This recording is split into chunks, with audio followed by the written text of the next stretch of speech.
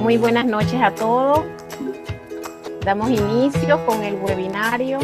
Mi nombre es Carolina Galástica, soy coordinadora estudiantil. Estamos aquí para escuchar el conversatorio usando el color en la tecnología. Tenemos como invitados a la artista plástica, publicista y comunicadora visual, profesora Mónica Gamboa, de nuestra UNICID, el coordinador de la unidad de bibliometría e información científica abierta, el profesor Dani Murillo, de la Universidad Tecnológica de Panamá. Le damos la bienvenida, profesora Mónica.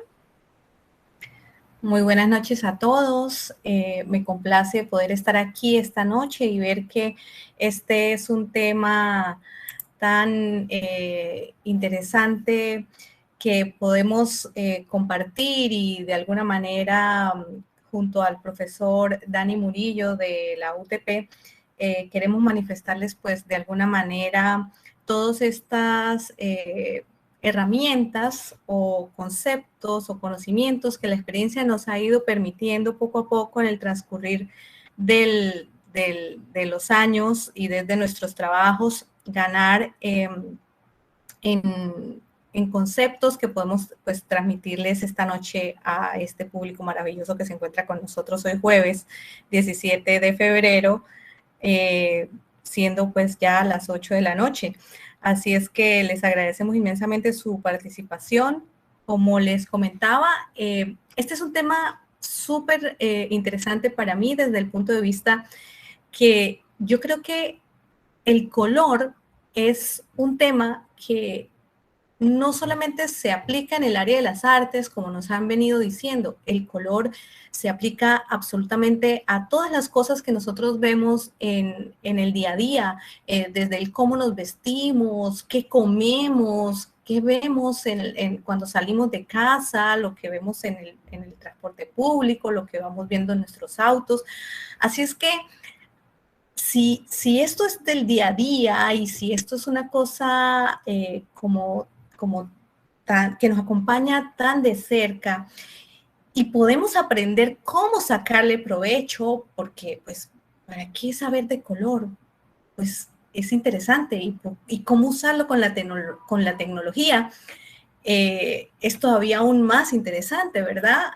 Así es que bueno, esta noche esperamos de alguna manera poder cubrir unos ítems básicos que de alguna forma preparamos, pero que esperamos que sean de su completo interés. Yo le voy a hablar del color en tres aspectos, en cuanto a lo básico, en cuanto a lo que hablan los expertos del color y en cuanto a cómo los psicólogos analizan el color. Así es que, bueno, vamos a iniciar. ¿Qué es el color? ¿Se han preguntado alguna vez qué es el color? ¿Por qué vemos los colores? ¿Cómo es esto de la interpretación del color? ¿Para qué me sirven los colores, verdad? A veces esto como que si no tenemos que ver mucho con el arte ni con el diseño, lo vemos en el pasar y ni siquiera tenemos una relación de que existe como tal una teoría del color que me permite comprender qué es en sí este concepto. Pues resulta que el color existe porque existe la luz. Si no existiera la luz, nosotros no podríamos percibir el color, porque de alguna manera, científicamente, el color es la descomposición de la luz que podemos nosotros como seres humanos captar a través de nuestras retinas. Entonces, a través de los siglos han existido algunas teorías científicas, otras no tan científicas, con relación a lo que significa el color y por qué lo vemos y cómo se descompone. Y desde chiquititos nos han enseñado en la escuela, ¿verdad?, a que existe el arco iris y que entonces los colores del arco iris son el amarillo del sol, el azul del cielo.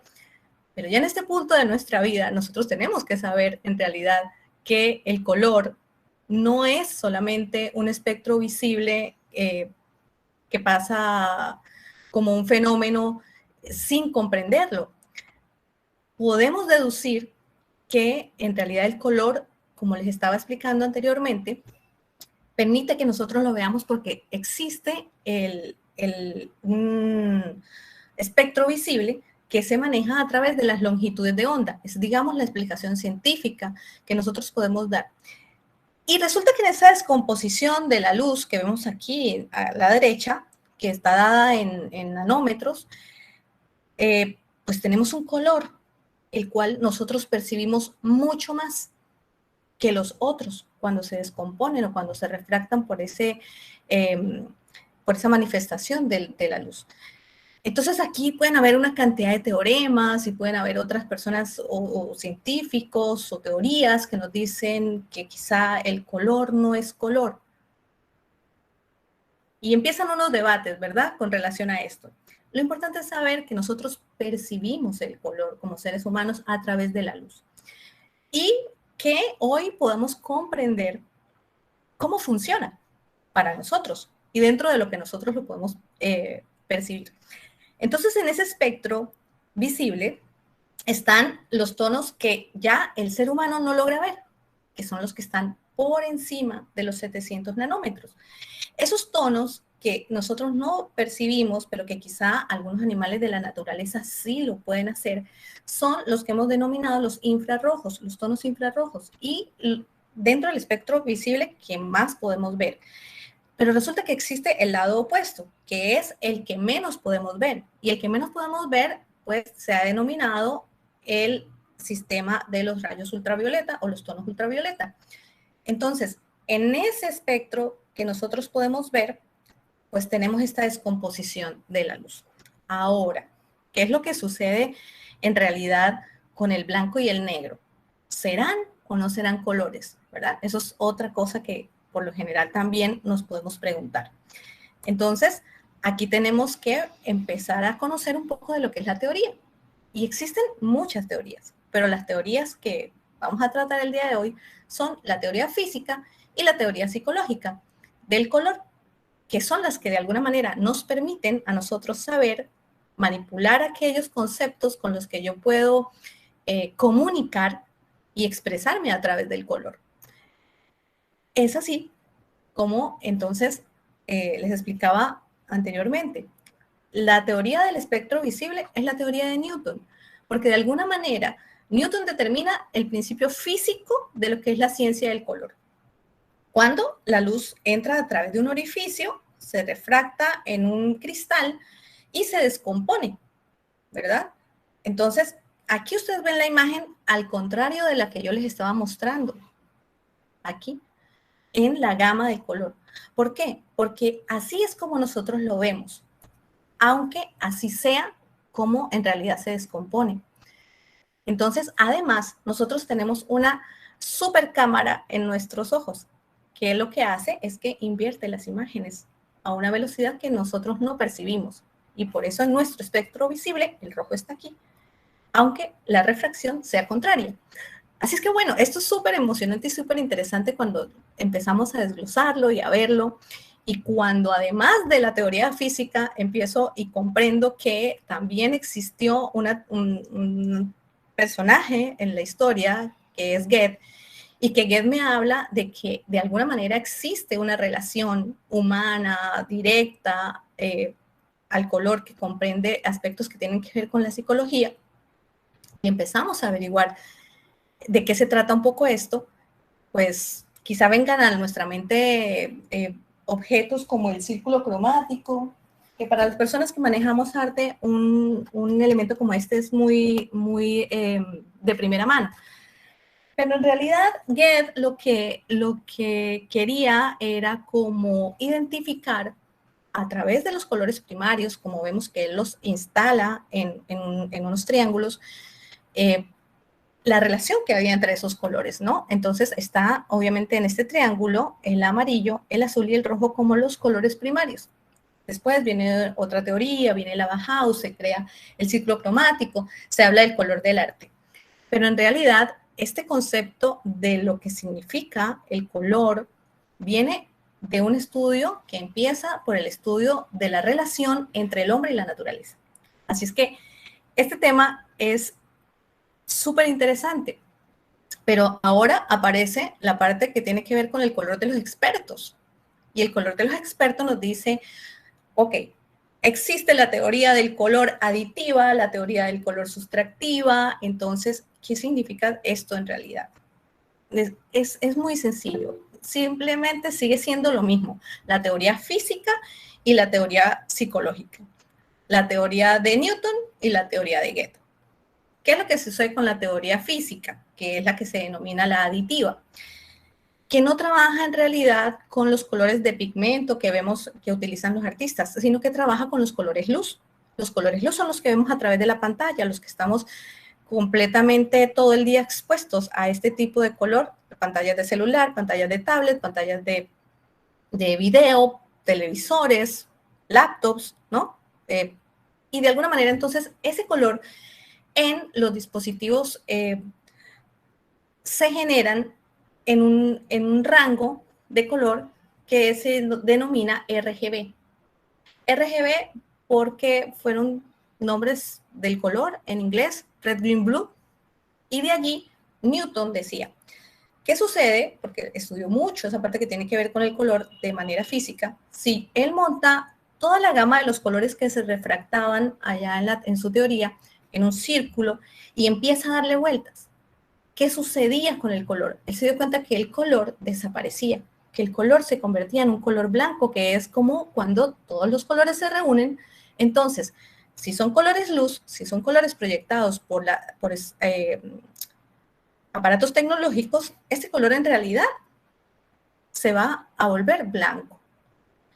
Y la teoría de Goethe, que era la que manejaba los pigmentos, la que en realidad se maneja en imprentas, cuando ustedes imprimen en su casa cualquier documento, están trabajando con la teoría sustractiva del color, solo que no nos lo dicen así, ¿verdad? Y de alguna manera, entonces, estamos trabajando con una gama que se llama la CMYK, que igual en inglés, Cyan, Magenta, Yellow, Black, es el nombre que tiene. Ahora, ¿qué es lo que sucede contrario a los colores luz? Que los colores pigmento, cuando se mezclan, en lugar de desaparecer, se combinan y se van hacia un gris muy profundo que prácticamente se percibe como negro. Entonces, de ahí es que, de alguna manera, los expertos nos dicen, ok, en los tipos de color que se dividen en la teoría aditiva y sustractiva del color, pues tenemos estos dos paradigmas, y es que el color cuando se mezcla en el sistema RGB se convierte en blanco y el color cuando se mezcla en el sistema CMYK se convierte en negro.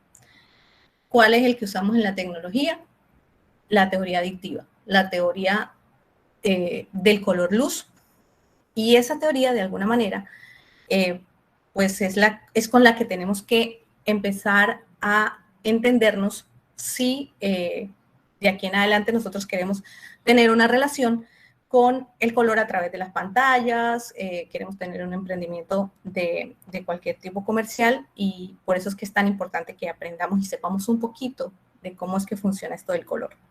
Ahora bien, resulta que para comprender todo esto que se llaman el círculo cromático, las paletas de color, que siempre nos han dicho que pues, se dividen en dos grandes espectros entre los colores cálidos y los colores fríos, existen pues, herramientas que nos ayudan como el círculo cromático, pero muchas veces no nos explican cómo funcionan, y por eso es que no podemos comprender tan fácil esto de que podamos hacer gamas de colores que sean armónicas, que sean agradables a la vista, y muchas veces cometemos errores que ya más adelante el profesor Dani les va a mostrar algunos ejemplos con relación a esto, donde definitivamente la combinación de colores que elegimos para una presentación o la combinación de colores que elegimos para un logotipo o para una publicidad de ese emprendimiento que ustedes quieren empezar a forjar, pues no da buenos resultados. Y no es que no podamos hacerlo. Todos estamos en la capacidad de hacerlo. Como seres humanos tenemos la capacidad de observar, solo que pues hoy vengo a explicarles un poco más allá de una observación simple. Hoy vengo a explicarles cómo funciona esto de las paletas de color. Cómo podemos hacer eso que de alguna manera yo he denominado la paleta de color ganadora. Esa que siempre va a funcionar, la que nadie me va a decir oye, combinaste mal los colores. No, todo lo contrario. Vamos a partir de hoy a generar paletas de colores ganadoras. ¿Eso cómo funciona? Voy a salirme un poco de lo que es la presentación, del modo presentación, para poder manipular estos objetos que ustedes ven aquí, porque son los que me van a poder ayudar a que ustedes me entiendan qué significan las gamas de los colores análogos, las de los complementarios, las que se hacen a través de las triadas, cómo es que funcionan los tonos monocromáticos, y pues estas son como las gamas básicas, ¿ok? Así es que bueno, saliéndome un poquito de lo que es el modo de presentación para poder mover esto, cuando hablamos de colores análogos, cuando la gente nos explica que el círculo cromático funciona de manera agradable cuando yo utilizo una combinación de colores análogos, me refiero a una combinación de 3 colores. En diseño, por lo general, la idea es que uno no maneje más de 3 colores ni que maneje más de 3 tipografías o tipos de letra. Eso es como una regla básica. Ya el que se arriesga a trabajar con más colores, de alguna manera tiende a equivocarse, ¿no? Y eso es lo que no queremos aprender a hacer las cosas bien. Entonces, bueno, los colores análogos funcionan con un pequeño triángulo que, como les mencionaba, pues de alguna manera, cuando yo lo ubico en cualquier punto de mi círculo cromático, pues yo solamente tendría que hacer esto, fijarme que ese triangulito tiene su centro en el círculo y los 3 tonos que maneja la base de ese triángulo son mi gama de colores análogos. Es decir, esos 3 colores siempre van a funcionar bien. ¿A qué llaman exactamente análogos? Al color que acompaña al lado y lado al color principal, que en este caso pues es el color que se ubica en el centro del triángulo, y sus colores análogos o sus amigos son el que está a su izquierda y el que está a su derecha. Esto funciona así yo lo rote, no importa para el lado que yo le dé vuelta, siempre y cuando yo trate de ubicarlo, como les decía, en el centro del círculo, él va a funcionar. ¿Cuál sería el color principal aquí? Como les decía, el color del centro. Y sus colores análogos este y este. Entonces, si yo elijo trabajar con colores análogos y yo tengo a mi mano un círculo cromático, o si no lo tengo a la mano, lo busco en Google, que muy fácilmente lo voy a encontrar, pues ya entiendo que una buena gama de colores es utilizar un color central y sus 2 que están a cada lado. Ahora, cuando hablamos de una paleta que no es análoga, sino que escuchamos que es triádica, pues también funciona con 3 colores, pero aquí el triángulo deja de ser angosto, deja de ser los amigos y en realidad abre su universo. Este triángulo es un triángulo mucho más grande, que es como este que tengo aquí. Vamos a ver si me deja ponerlo aquí adelante. Y con este triángulo, lo que tengo que hacer es conectar los colores que se involucran en sus puntas. Entonces, la combinación de color, como ustedes ven aquí, por ejemplo, tengo amarillo, tengo este tono de azul y tengo este tono que está entre el rojo, que es rojo porque está entre el naranja y el violeta, ¿verdad? Entonces, eso es lo que nosotros más o menos vemos aquí. Eso es lo que nos quiere indicar esa combinación de colores. ¿Qué otra forma de utilizar el color fácil yo puedo hacer? Esta es la más ganadora de todas, la que no tiene equivocación, la que definitivamente, si yo tengo que elegir 2 tonos para trabajar, pero aquí me limita el espectro del color, del tono como tal, ¿verdad? Es esta, porque la de los complementarios funciona simplemente poniendo mi flechita de doble vía en cualquier lugar del círculo cromático. Ya está estudiado científicamente que el ser humano de alguna manera relaciona en el cerebro un valor agradable sobre la percepción del color cuando utilizamos colores que están en el sentido contrario del círculo cromático, y a eso se le ha denominado el color complementario, el que está al otro lado. Por eso siempre vemos que las paletas de complementarios no tienen sino 2 colores.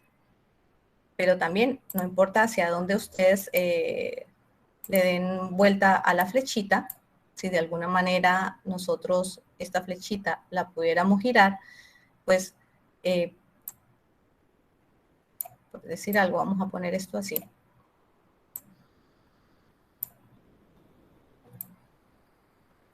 Lo importante es que la flechita atraviese por el centro del círculo, del eje central, y esto es una paleta de colores complementarios. También, bueno, existen las paletas de colores monocromáticos. Esas son mucho más sencillas de comprender porque funciona el color en una sola vía, no en doble vía, es solamente sobre un tono. Entonces igual yo pongo la base de la flechita en el centro del círculo cromático y sobre el color que yo quiera trabajar, esa gama de tonos que hay desde el centro hasta afuera es lo que se llama o se denomina una paleta de color monocromática, un solo tono en sus diferentes escalas de color o en sus diferentes valores de color.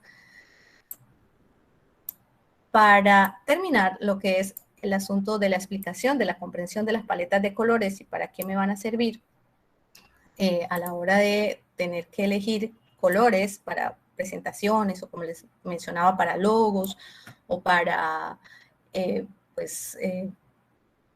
querer vestirnos en la mañana, hacer una composición para una fotografía, para una publicidad, aplicamos esto. Necesito 2 tonos complementarios, necesito un tono monocromático, necesito 3 tonos, me arriesgo con un análogo o un triádico. Necesito más colores, bueno, puedo arriesgarme a tomar 4, pero esos 4 también tienen una forma interesante de no equivocarme.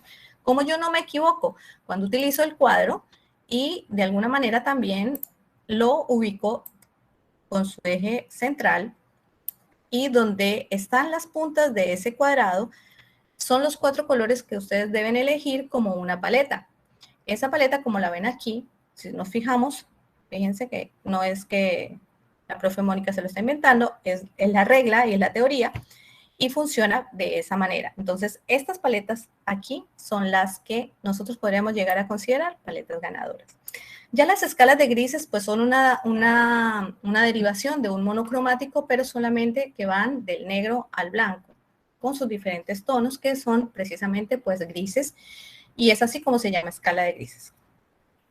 Entonces, habiendo explicado ya la teoría del color, en esta parte, las personas que trabajan en Acrobat, que son pues la casa matriz que genera el color del año y otras aplicaciones gráficas, han generado una aplicación súper interesante que les quiero compartir porque ya han comprendido cómo funciona la teoría del color.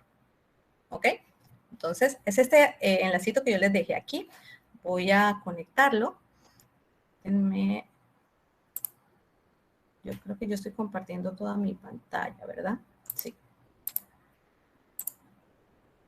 Y se los voy a mostrar aquí. Ustedes entran a la aplicación de Adobe, como les mencionaba, y esto que yo les acabo de explicar ya está listo aquí. La tecnología es maravillosa, la tecnología aquí me habla del color análogo, y en este caso, por ejemplo, que está seleccionado el análogo, el monocromático, la triada, todo lo que yo les estaba contando hace un momento en ese círculo cromático, ustedes lo pueden sacar aquí rápidamente.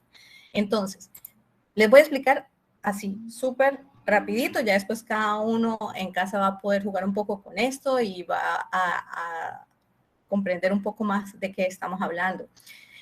Estos colores, por ejemplo, que yo les decía, análogos, normalmente son un color central, que es este que está aquí marcado con la flecha. Este es el color como base. Ustedes se pueden ubicar allí y mover a través de su rueda ese tono. Cuando mueven a través de la rueda el tono central, aquí se deriva una gama. Este es mi tono central. Y estos colorcitos que están al lado serían la base de la gama análoga más cercana. Y la gama análoga un poquito más abierta, entonces son estos otros 2 tonos que aquí se marcan. Eso me genera lo que ustedes están viendo aquí, una paleta de color muy agradable porque hemos estado utilizando la teoría del color a través de los colores análogos.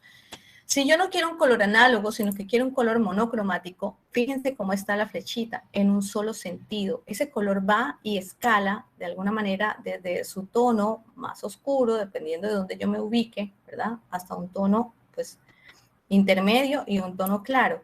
Y me genera una paleta de color monocromo en diferentes tonos.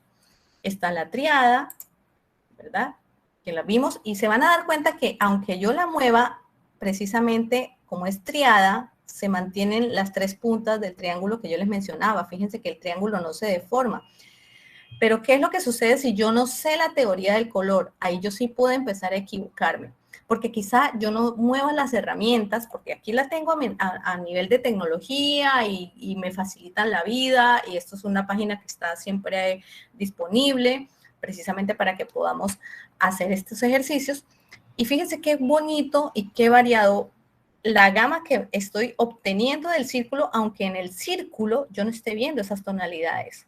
No sé si se dan cuenta que el círculo se ve bastante oscuro, pero mi gama de color a través de lo que es la triada me está generando 5 tonos muy interesantes. Entonces trabaja en contraste, trabaja los complementarios, que es el que les decía que definitivamente es la más ganadora de todas, porque definitivamente trabaja en el sentido opuesto. Lo que hace la aplicación es que me genera un tono más suave o un tono más oscuro con relación al mismo espectro donde me esté moviendo.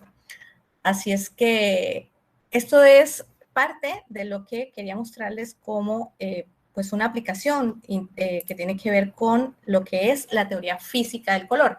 Ahora, cuando vamos a ver la teoría, vamos a volver a poner eso en modo presentación. Cuando vamos a ver esto que tiene que ver con la teoría de la psicología del color, también existe pues una relación entre lo que nos han enseñado desde que estábamos en la escuela a lo que en realidad se ha estudiado científicamente y existe un libro que de hecho se llama La psicología del color de la autora Eva Heller, que es un estudio que no me dice qué es en realidad el color, me da los indicios de lo que está asociado con el color a través de investigaciones con relación a lo que pensamos los seres humanos que es la vibración del color o lo que me genera como sentimiento. Entonces es así como algunas marcas, pues yo les decía, el color nos habla, claro, el color comunica, claro, el color me ayuda a mí a impulsar ese mensaje. Yo quiero hacer un poema. ¿De qué color utilizo la página? ¿Es un poema romántico? ¿Es un poema satírico? ¿Es un poema de dolor? Entonces, yo puedo ayudar a que el mensaje que yo quiero transmitir, indistintamente de la rama en la que yo estoy trabajando, pues tenga un sentido. Y por eso es que es tan importante saber del color. Ese sentido tiene una relación entre lo que significa o su asociación y su uso, ¿no? Entonces, yo les he traído aquí algunos ejemplos. Vamos a ver algunos, los más conocidos. El color rojo, asociado con la pasión, y el uso que se le da es cuando yo quiero llamar la atención. Si yo quiero llamar la atención, yo utilizo el rojo. Yo quiero verme en una reunión diferente, en una fiesta, ¿qué me pongo? Mi vestido rojo, ¿verdad? O los chicos se pondrán su corbata roja, su pañuelo rojo. Va a ser un punto focal. El color rojo es un color que definitivamente por encima de cualquier otro llama la atención. Primero porque como vimos físicamente en el espectro visible es el que nosotros más vemos. O sea, es el que más luz le llega de alguna manera. Y fíjense en la importancia de esto. Resulta que es el color que más se activa con la luz.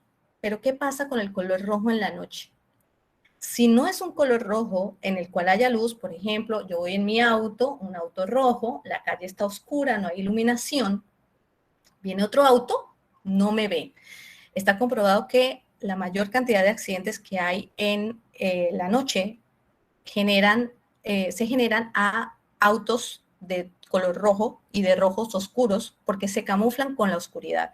Entonces, fíjense, hasta importante saber que el rojo es un color hermoso de día y de noche peligroso en el espacio de los autos, por ejemplo. Ahora, cuando nosotros utilizamos rojo, de alguna manera, pues es porque es un color vibrante. Entonces también está asociado el uso a cosas o temas que tengan que ver con deportes, ¿no? Con moda, como hablábamos hace un momento, y con restaurantes. Entonces, otro color que se ha puesto muy de moda últimamente es el verde, porque de alguna manera el verde se está asociando con todo lo que es bienestar, con todo lo que es nutricional, pero el uso adecuado del color verde es en espacios que tienen que ver con el turismo, con el e-commerce, con productos de salud. Es como manda un mensaje de aprobación, por eso de alguna manera el check, el ganchito es verde y no es rojo, ¿no? Y fíjense cómo de alguna manera sí hay una cierta significación, una simbología del color. Ahora, tenemos el color azul, que es el color rey. Todo el mundo quiere utilizar el azul. ¿Por qué será que todo el mundo quiere utilizar el azul? Que de alguna manera el azul transmite seguridad. Y seguridad en cualquier ámbito es importante para el ser humano. Es el color preferido en el uso de bancos, seguros, política, todo lo que tiene que ver con calidad, con reflexión, con lógica, se recomienda el tono azul. Ahora, también tenemos estos colores que no son como tan del espectro normal visible, porque estos que tenemos aquí pues son los que hemos venido viendo a través de la descomposición del color. Tenemos otros colores como el rosa, el lila, el dorado, el plateado, que de esos colores no nos hablan mucho, pero también tienen un significado a tal punto que hay una página muy interesante que también les quiero comentar para cuando ustedes quieran hacer su emprendimiento. Entonces, el color tiene personalidad. El color de alguna manera yo puedo asociarlo con características o rasgos a los cuales yo pueda identificar que quiero un tono o quiero un logo, por ejemplo, que proyecte feminidad o que proyecte masculinidad. Bueno, vamos a ver, también se han creado una app que es muy interesante, vamos a ver si me permite abrirlo aquí o lo voy... Ajá. Que se llama el color de la tecnología. El logo, cómo usar el color para logos que tengan que ver con tecnología. Hay un estudio completo y precisamente el color rey sigue siendo el azul. No podemos alejarnos de la percepción del ser humano. El azul es el color rey.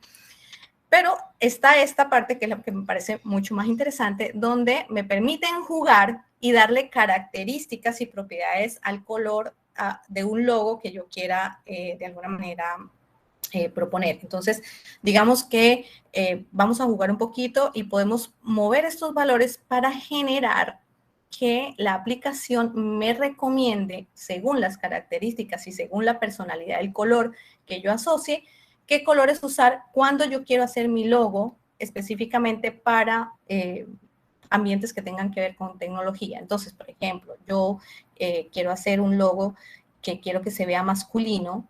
¿Qué tan masculino? Muy masculino. Que quiero que se vea, además, que se vea serio, un poco serio, que se vea fino, de alguna manera. Clásico o moderno, pues si yo sigo la línea de lo que estoy pidiendo, yo diría que me iría hacia lo clásico. Quisiera que fuera un poco tranquilo, ¿no? Y que se mantenga como bajo perfil, ¿no? Dentro de mis características. Y le digo, muéstrame el color.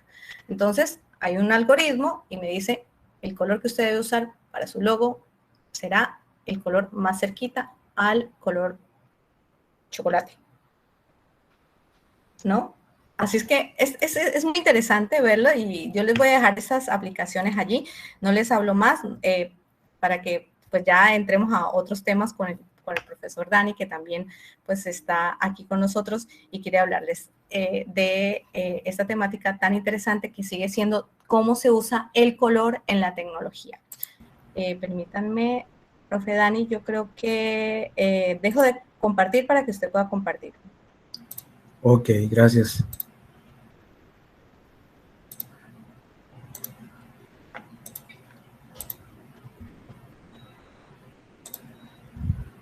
Ok, buenas noches a todos. Si me indican si pueden ver la presentación, por favor. Sí, profesor. Sí. Sí, profesor. Ok, Correcto. Bueno, la profesora Sí, profesor. Mónica ya ha dado una introducción vasta sobre el concepto de color y cómo debemos combinarla.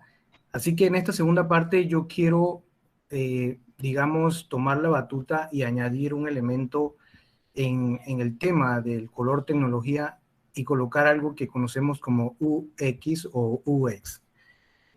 Y inicio con esta introducción de un experto precisamente en UX, que vamos a ver qué es ese término más adelante, que se llama Don Norman.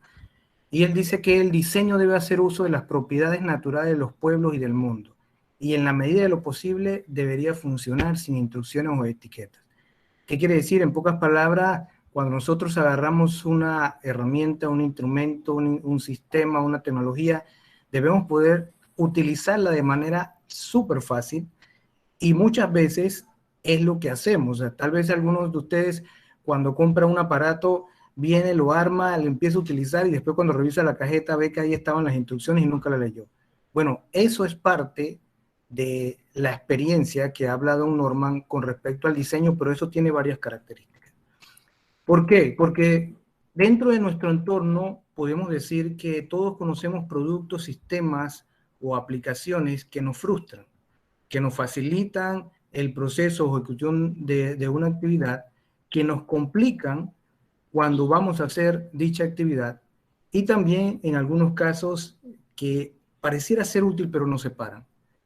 Entonces, también está la parte de que nos puede unir este tipo de tecnología, y la pregunta es, ¿por qué alguien creó este producto, sistema o tecnología? Y aquí estoy tratando de abarcar todo lo que tiene que ver en la creación de un sistema, en la creación de un elemento cotidiano, o, como decía en nuestro título, en el tema principal de la tecnología. Y la razón de esto es porque alguien tenía una necesidad.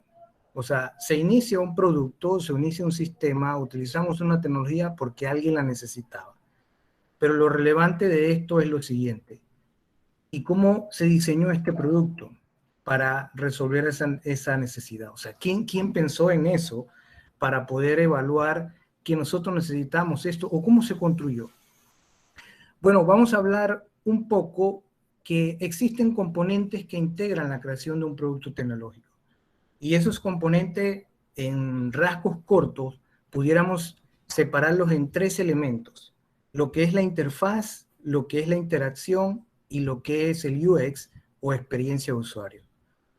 Lo importante aquí es que la interfaz es lo que nosotros vemos inicialmente. Cuando abrimos la pantalla, cuando vemos un cajero, cuando utilizamos una herramienta, es lo primero que vemos. Y el UE y la interfase, por lo regular, en esta metodología se conoce como User Interface, que es el término que se utiliza. Pero, ¿qué es la interacción? Según un experto, Alan Cooper, dice que la interacción es la relación que existe entre la interfaz, que es la tecnología, y la parte emocional del usuario, que es la experiencia. Pero vamos a ubicarnos a lo que, digamos, nos atañe, que es la parte de la interfaz. Una interfaz hace énfasis al producto y define los elementos de la interfaz de usuario, y está vinculando principalmente al diseño visual. Como decía la profesora Mónica, estamos hablando del color, y la interfaz está relacionada precisamente con el look and feel o la apariencia, el color, la tipografía, la iconografía, los gráficos y guía de estilos y otros elementos. Según un estudio realizado a nivel mundial, uno de los elementos que más el usuario se enoja al utilizar una interfaz es la mala combinación de colores. Los colores no son adecuados para el uso de la herramienta. Entonces, vamos a ver unos ejemplos muy rápidos acerca de estos diseños. Por ejemplo, aquí hay un diseño a la izquierda donde estamos utilizando un color gris de fondo y un color morado, que probablemente el color morado haya sido el color del logo, pero el contraste que hemos estado utilizando no es el correcto. A la par, otro diseño visual donde la combinación de colores y la estructura que se define es un poco más clara y probablemente para el usuario sea un poco más agradable. Aquí hay un poco algo más exagerado. La profesora hablaba de la tríada de colores, de la combinación de dos colores, y en este tema el amarillo y el rojo no combinan.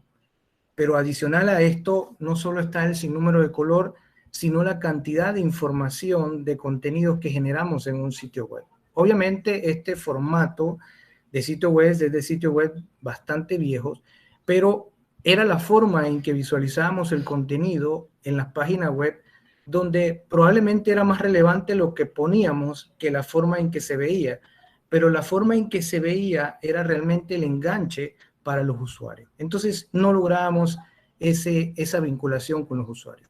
Este es un dashboard donde pareciera que toda la información estuviera correcta, pero el exceso de color gris que hay dentro de este dashboard, que contiene varias métricas, hace cansón al usuario poder ver de forma correcta cada uno de los indicadores que se muestran en este lugar. Ahora, hay un elemento importante en esto.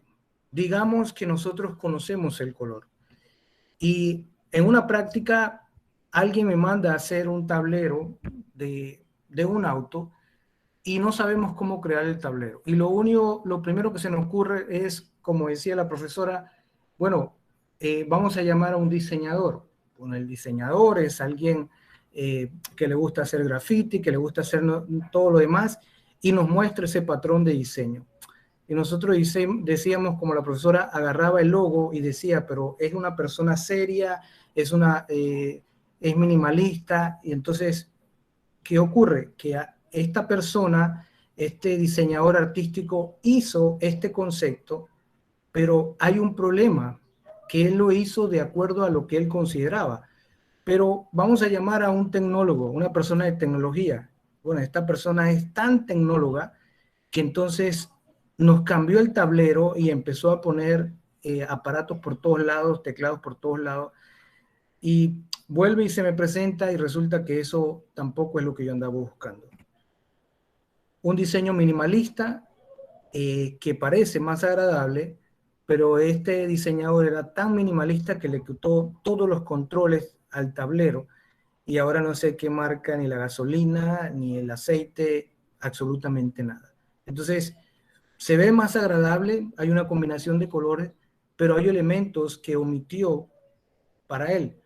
Entonces, la pregunta es, ¿creo un producto que resuelve un problema añadiendo al usuario en el proceso de diseño? La pregunta es no. Pero también es importante que yo analice varios aspectos. El diseño, la tecnología y el concepto no son suficientes al diseñar un producto si no entendemos a nuestro usuario. O sea, cuando vamos a diseñar algo, es importante que el color esté inmerso, pero obviamente que el color esté inmerso basado en las necesidades del usuario. Pero hay un elemento muy, muy importante. Hay una frase que por ahí muchas veces decimos que el cliente siempre tiene la razón. Siempre la escuchaba cuando hacía proyectos de diseño, pero hay un detalle importante en esto. Entender al usuario es mucho más que decir que el cliente tiene la razón. ¿Por qué? Porque el cliente pide cosas que probablemente no quiere y quiere cosas que probablemente no necesita.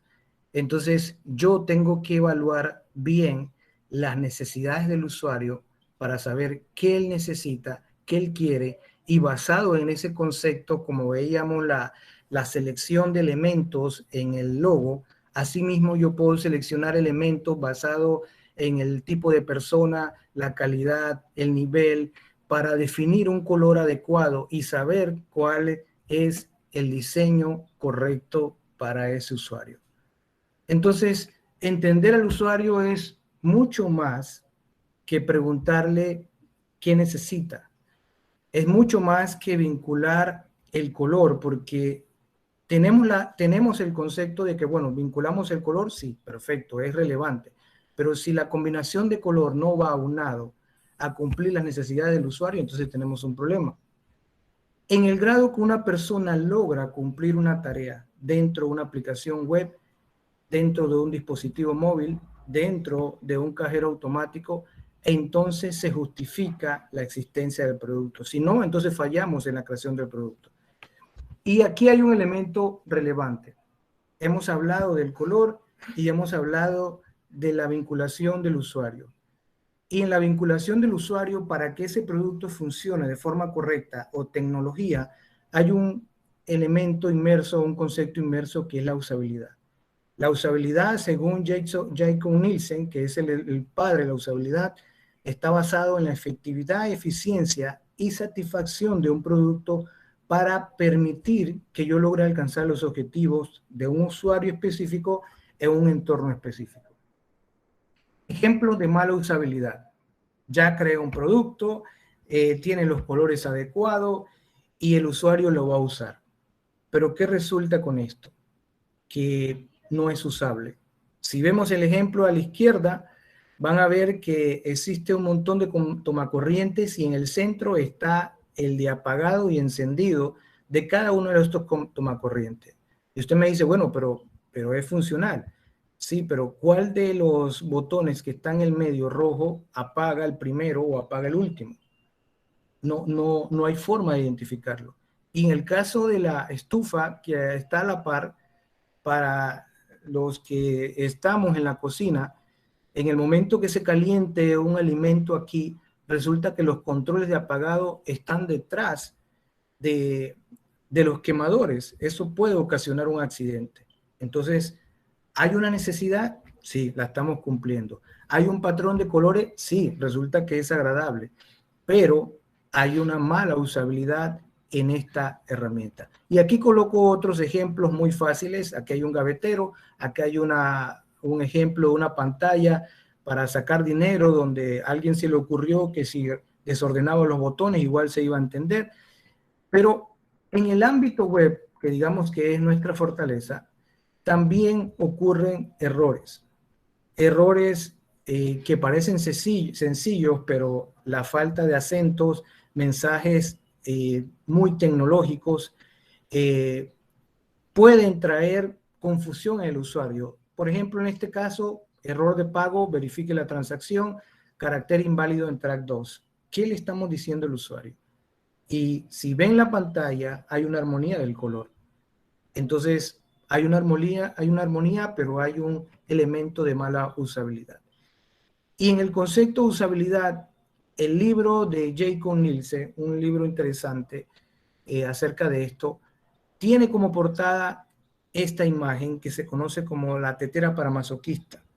Es una tetera que también es llamada la tetera para manos de madera, porque la única forma de que yo pueda servir un café o un té en eso, no existe otra forma de que yo tenga un accidente. Si el té, el café está caliente, yo me voy a quemar. Pero lo que plasma este objeto de la tetera de usabilidad es que su apariencia es muy bonita, su color es atractivo, pero la usabilidad es errónea. Entonces, ¿qué ocurre? Yo necesito crear esa vinculación entre la interfase, un diseño visual agradable, para lograr que la interacción llegue a los elementos emocionales del usuario y que él pueda tener una experiencia de usuario agradable al producto, tecnología que yo estoy creando, basado en una interfase que tenga patrones definidos de color y de diseño. Y aquí hay unos ejemplos muy sencillos. Aquí los colores son muy minimalistas y la interacción del usuario para pasar de la tecnología a la experiencia es a través de las interfaces. Usted no conecta o no enciende una luz utilizando el cable rojo y el cable negro de electricidad. Sencillamente hay un medio transmisor que es precisamente el medio que vemos en pantalla, que es la interfase. Y esta interfase es un interruptor. Y el interruptor crea esa interacción con el usuario para que logre la necesidad por la cual fue creada, que es encender la luz, y al final, según lo que yo haga con esa interfase, puedo generar una experiencia de usuario agradable o puedo generar una experiencia de usuario negativa. Interacción con las interfaces. Si su interfase no funciona, su producto no funciona.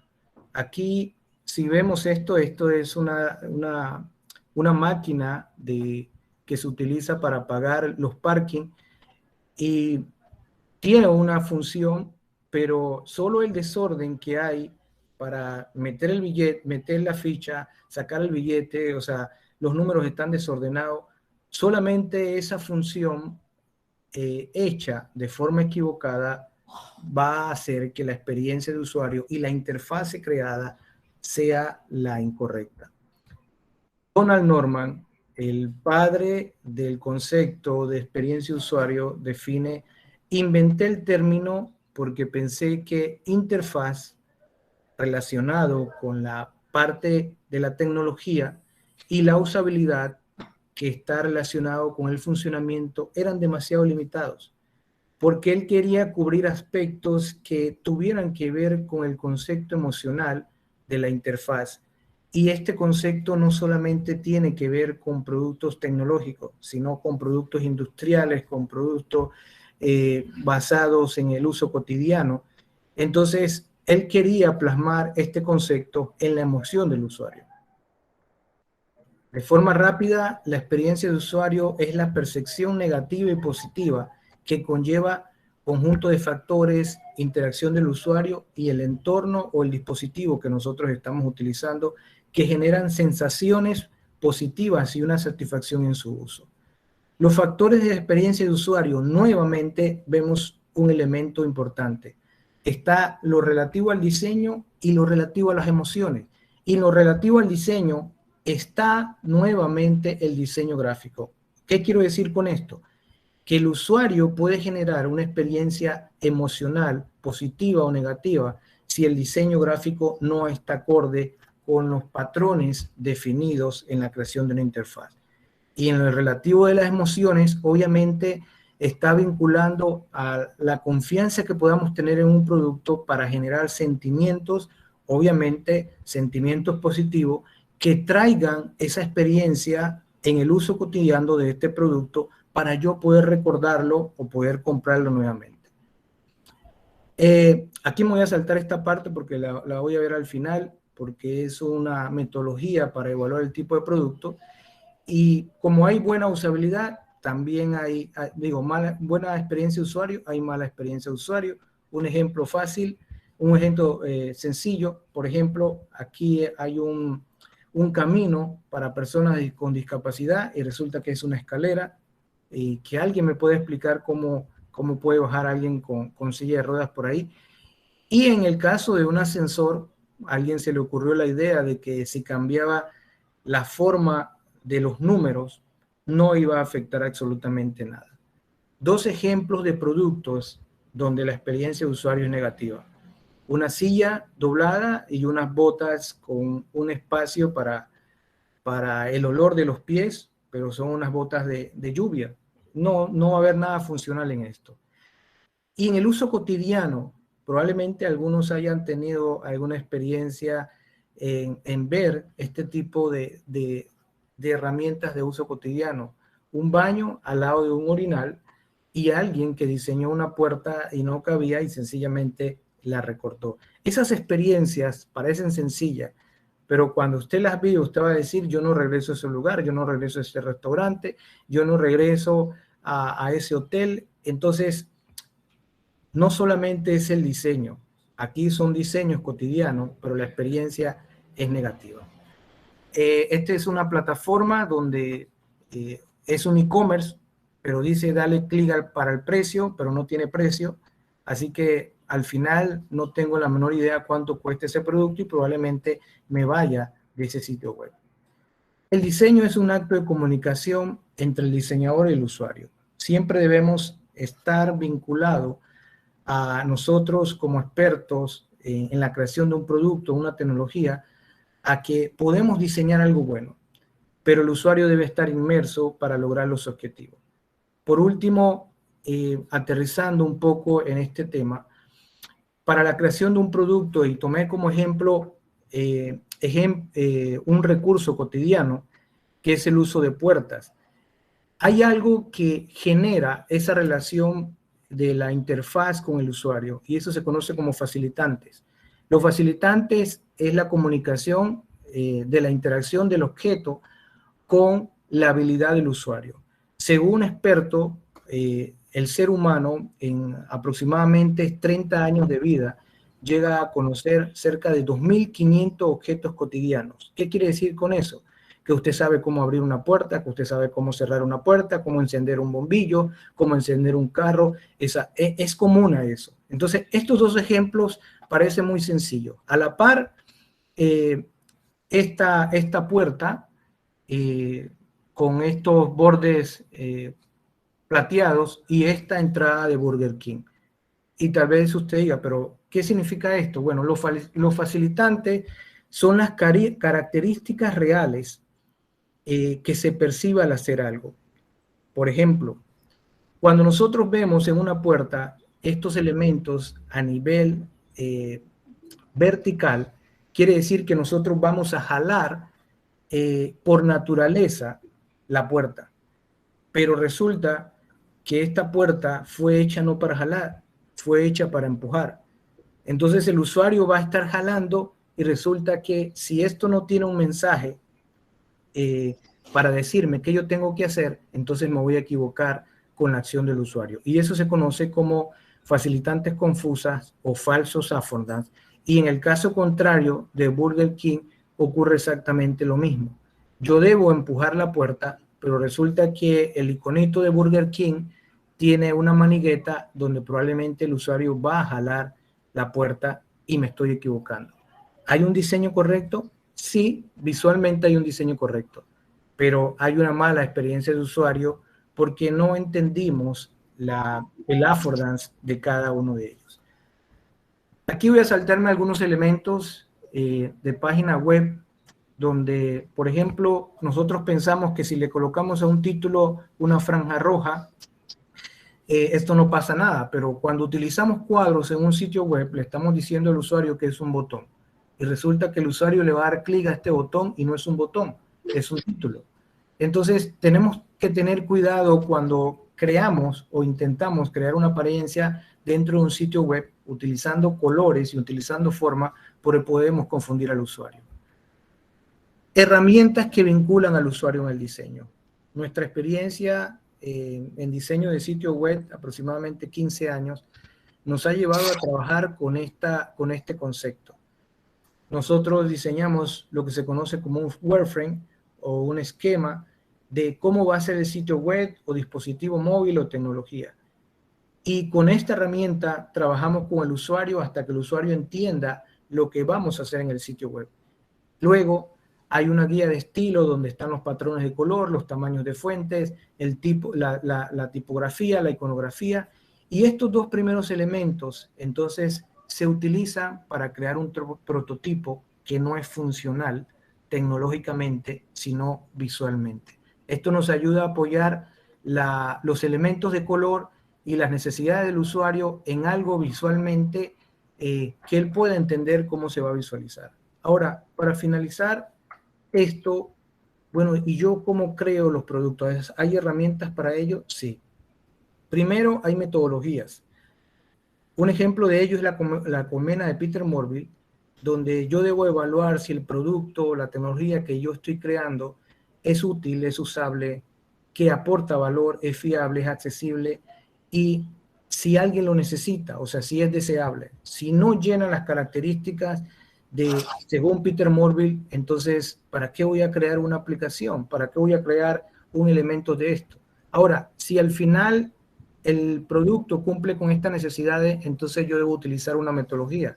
Una metodología que dentro de la experiencia de usuario se conoce como DCU o diseño centrado en el usuario, donde yo voy a validar, yo voy a investigar, yo voy a crear prototipos, voy a probar la herramienta, pero siempre tomando al usuario dentro del concepto. Por último, herramientas que por el tiempo no podemos ver, pero son frameworks o herramientas tecnológicas que me permiten generar aplicaciones tecnológicas vía web, vía móvil, pero con patrones de colores distintos. Bootstrap, Pure, Materializer son frameworks basados en la tecnología CSS o hoja de estilo para diseño web, y una herramienta muy interesante que es de Adobe, que se llama UX Designer, que es una herramienta que te permite crear prototipos web para poder validar con el usuario antes de que podamos a desarrollar el sitio web. Permite crear guías de estilo basados en patrones, como decía la profesora, en la herramienta de selección de colores, también se puede ligar acá. Entonces podemos desarrollar herramientas tecnológicas basadas en prototipos sin generar ningún producto, digamos, tecnológico a través de código, sino solamente visualmente. Las experiencias de usuario se diseñan y se prototipan. Nosotros generamos experiencias de usuario a través de lo que utilizamos, a través del uso cotidiano, y las experiencias pueden ser positivas o negativas. La experiencia de usuario puede estar basado en el color, puede estar basado en las emociones, pero si es funcional y genera esa empatía, genera ese recuerdo, entonces hemos dado en el clavo desde el punto de vista de diseño visual o la interfase, como veíamos al inicio, y lograr esa interacción con el elemento emocional. Pero la experiencia de usuario, aquí en este ejemplo, nosotros solo vemos lo que está en la superficie, pero debajo de ella hay una estructura de evaluación, de patrones, de diseños, de guía de estilos, que nosotros tenemos que tomar en cuenta para que el producto sea funcional. Objetos cotidianos como estos, donde tal vez sencillamente existe una necesidad, como una tijera, es un producto usable, es un producto que resuelve una necesidad, pero si añadimos el color y añadimos las emociones, probablemente generemos una emoción más relevante para el usuario, y en este caso, una tijera en forma de abejita probablemente genere esa sensación para un niño que vaya a utilizar mejor que la tijera de rojo. Un último ejemplo de donde la armonía del color y la experiencia de usuario sean útiles. Uno es el Museo del Canal de Panamá, donde se hacen actuaciones en vivo, o bueno, se hacían antes de la pandemia, y eso generaba una experiencia de usuario positiva. Y dos, el Museo de Costa Rica, donde utilizan interfaces multimedia para generar esa sensación de interacción con el usuario, que probablemente no fuera posible si yo voy de forma individual y no hay ningún guía que me pueda orientar. Yo puedo utilizar una tecnología basada en el código QR y con interfaces agradables que me cuentan la historia del Museo de Costa Rica. Como cierre, les dejo esta frase de John Maxwell: no entender lo que quieres es un problema de conocimiento, no tratar de obtener lo que quieres es un problema de motivación, pero no lograr lo que quieres es un problema de persistencia. Esto es un mensaje de vida, pero también dentro del desarrollo de una interfase tecnológica debemos ser persistentes a la hora de entender al usuario, pero también a la hora de vincularnos a todos los elementos que están relacionados con la interfaz, con la interacción y con la experiencia del usuario. Muchas gracias. Muchas gracias, profesor Murillo. ¿Alguien tiene alguna pregunta? Por allí en el chat vi cuáles son los colores adecuados para un PPT para lograr la atención del público. Bueno, yo podría responder, yo podría responder a esto, y es que definitivamente no es que exista un color adecuado para el PPT. Hay que partir de ahí. ¿Qué es lo que el PPT quiere decir? Sería lo primero que yo tengo que preguntarme. ¿Con qué objetivo estoy haciendo ese PPT? Cuando yo logro saber el objetivo del PPT, entonces lo asocio para que ese mensaje se refuerce a través del color. No existe un color perfecto y no existe un color adecuado específicamente para cada cosa. Existe un color que me ayuda a reforzar un concepto. Entonces, aquí lo importante es ¿para qué estoy haciendo el PPT? ¿Qué es lo que quiero mostrar? ¿Quiero mostrar algo de tecnología? ¿Quiero mostrar algo de turismo? ¿Quiero mostrar algo de diseño? Y con base en eso, entonces, me remito al significado del color, al significado de las formas, a algo de composición. Ya vienen otros elementos, como bien lo explicaba el profesor Dani. Lo hago usable, lo hago pues que de alguna manera sea fácil de entender, ¿no? De eso se trata, más que de un color específico. Gracias, profesora Mónica. ¿Alguien tiene alguna pregunta? Pueden levantar la mano o pueden abrir su micrófono.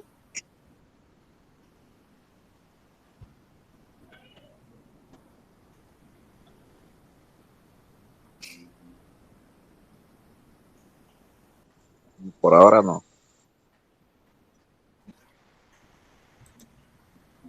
Listo, acá en el chat no tenemos más preguntas para los más tímidos.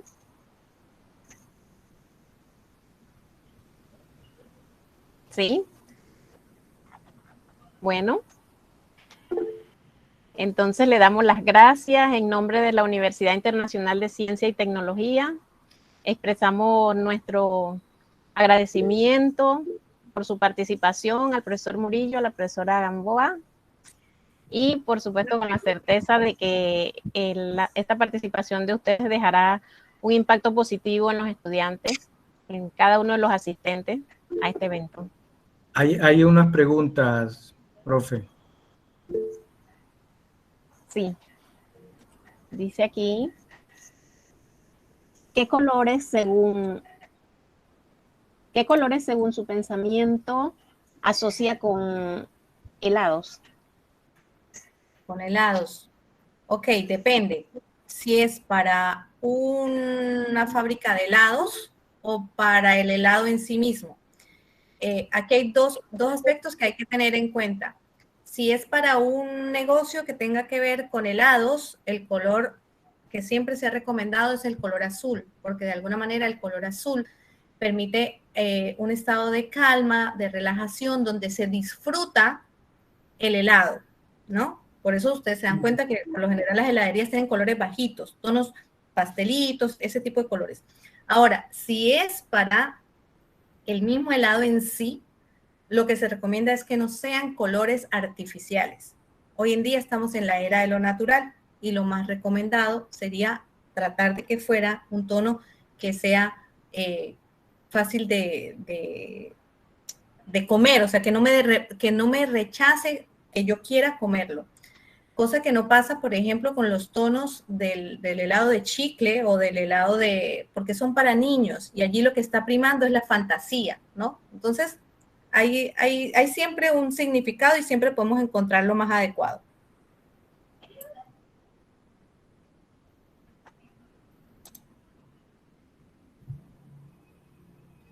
Profesora Mónica, una consulta. Adelante. Profesora Mónica, hace como un par de meses yo escuché a una muchacha, ella es música, toca el pianista, y me dijo que en el transcurso del video me decía que mientras tocaba las teclas, ella sentía como un color púrpura. Y en el video que usted puso, púrpura es como inteligencia o Sí. inspiración. Ajá, lo que pasa es que existe otra teoría que era la teoría de Kandinsky. Recuerden que yo les dije que de teoría del color había un montón. La teoría de Kandinsky decía que el color estaba asociado hacia la sensación de la vibración del color, que los colores vibraban. Entonces, están relacionados con la música también. Y ahora se generó, de hecho, un sistema de notación musical que se basa en los colores y en las letras del alfabeto. Ya no son solamente el do, re, mi, fa, sol, la, si, que quizá aprendimos algunos en la escuela. Están precisamente los colores tan vinculados a la música que se está generando y se están haciendo estudios para asociar los colores con las notas musicales.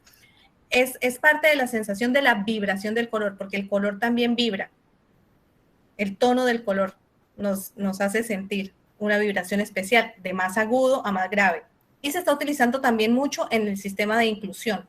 Personas que no tienen capacidades auditivas, que generan el movimiento a través de las vibraciones, se está implementando de alguna manera una asociación y un estudio de investigación entre el color y la vibración. Las vibraciones del color, perdón. Así es que Gracias, eso profesora. es factible, muy factible. Gracias, gracias. Por aquí preguntan que ¿qué color recomienda para estudiar? ¿Qué color de luz? Bueno, ahí hay dos factores. Si yo quiero estar atento a lo que estoy estudiando y no quiero dormirme, necesito luz blanca. Si yo me meto en un espacio donde el color es relajado, donde me siento cálido, donde me siento cómodo con una luz amarilla, muy probablemente el estudio en poco tiempo se va cerrando y yo no estoy acondicionando el espacio para estudiar, sino para relajarme. Entonces, está adecuada la luz blanca para estudio y la luz amarilla para relajación. Muchísimas gracias, profesora Gamboa. Si tenemos más? luces amarillas en el estudio, hay que cambiarlas o por lo menos encender las lámparas de luz blanca cuando voy a estudiar. Es correcto. ¿Alguien más tiene alguna pregunta? Recuerden llenar la encuesta antes de salir, que las he dejado en el chat. Solo le da clic al enlace. ¿Alguien más? Creo que hay unas preguntas en el chat. Sí, sobre el libro sobre la teoría del color. Y hay otra también que dice que qué opinas sobre la página web que te promete elaborar página web fácil y sencilla como Wix, WordPress, Google Site, etcétera. Profe Dani, esa es para usted. Bueno, no capto bien la pregunta, pero a lo mejor sea si la pregunta está relacionada, si es cierto. Y la respuesta sería sí. Precisamente cuando hablaba del tema de framework para diseño, los frameworks son herramientas que vienen con código encapsulado o con código empaquetado para poder hacer componentes web. Entonces lo que hacen estas plataformas como Wix, WordPress y Google Site es que ya tienen estos componentes predefinidos y trabajan sobre, digamos, el concepto de dar clic y mostrar el componente, o algo conocido como drag and drop, que es arrastrar y soltar. Entonces la respuesta es, ¿permiten hacer páginas web sencillas? Sí, lo permiten. Y de hecho, del Wix, Google Site y WordPress es una herramienta que no solo permite hacer páginas web sencillas, sino robustas. Para términos de comercio electrónico, carrito de compra, y obviamente si es un poco más robusta que la otra, tiene su curva de aprendizaje un poco más compleja, pero no deja de ser sencilla. Si por lo menos usted no tiene idea de qué es un código web, entonces esas tres herramientas son geniales. Pero aquí hay otra pregunta que dice, ¿qué recomienda para la teoría del color? Sí, hay un libro muy bueno sobre teoría del color que se los mencioné, que es la psicología del color de Eva Heller, porque ahí además de explicar la parte psicológica, también explican la parte científica. Ese es una buena referencia. Y para el otro que preguntan por aquí sobre... Ajá, el color en la cultura es diferente. Existe una página que se llama The Information is Beautiful. The Information is Beautiful generó un estudio, una investigación sobre el uso del color en las diferentes culturas. Es una rueda muy interesante, fácil de comprender, porque obviamente quienes se dedican al uso del color tienen que ser delicados y curiosos con relación a su uso. Para lo que significa el dorado para la cultura china no es lo mismo que significa para la cultura hindú. Quizá el color más relevante y que podemos llegar a veces hasta cometer un error es tratar de usar un color rojo dentro de la cultura judía. No es un color que esté prohibido, pero quizá es un color que yo tengo que estar atento a que si lo voy a aplicar tendría que tener una conceptualización del uso de ese color. Entonces sí es muy importante, les puedo recomendar, se llama The Information is Beautiful y es un estudio sobre el color en las diferentes culturas. Es el más completo que hasta el momento he podido revisar. Muchas gracias, profesora. Recuerden llenar la encuesta antes de salir. Acá se las acabo de dejar en el chat. ¿Alguien más tiene una pregunta? Solamente. Aquí les están mandando a decir que excelente presentación. Que muchas gracias. Y realmente han sido excelentes. Esperamos que algo de lo que han aprendido esta noche lo puedan aplicar en todos sus proyectos que vienen y todo lo que queda de proyecto de vida, porque siempre la asociación de estos temas son muy relevantes. El uso del color y la usabilidad de la aplicación en los diferentes entornos. No van desligados, van siempre cogiditos de la mano. Que tengan una muy buena noche. Muchísimas gracias por estar aquí hoy jueves a esta hora todavía conectados con nosotros. Muchísimas gracias, sí, a todos. Y también a los expertos. Buenas Gracias, noches. profesor Murillo. Buenas noches. Buenas noches, buenas noches. Muchas gracias. Buenas Les noches. agradecemos. Buenas noches. Buenas noches. Tengan buenas noches. Gracias. Buenas noches. Muchas gracias. Esperamos que hayan aprendido de los expertos. Gracias por acompañarnos. Gracias, buenas noches. Buenas noches. Buenas noches, gracias. Hola, buenas noches, profesora. Consulta, ¿la grabación será enviada al correo de cada uno de nosotros? Bueno, me puede escribir a coordinación.estudiantes@unisid.net. Le envío la grabación. Excelente, profesora, gracias. A la orden.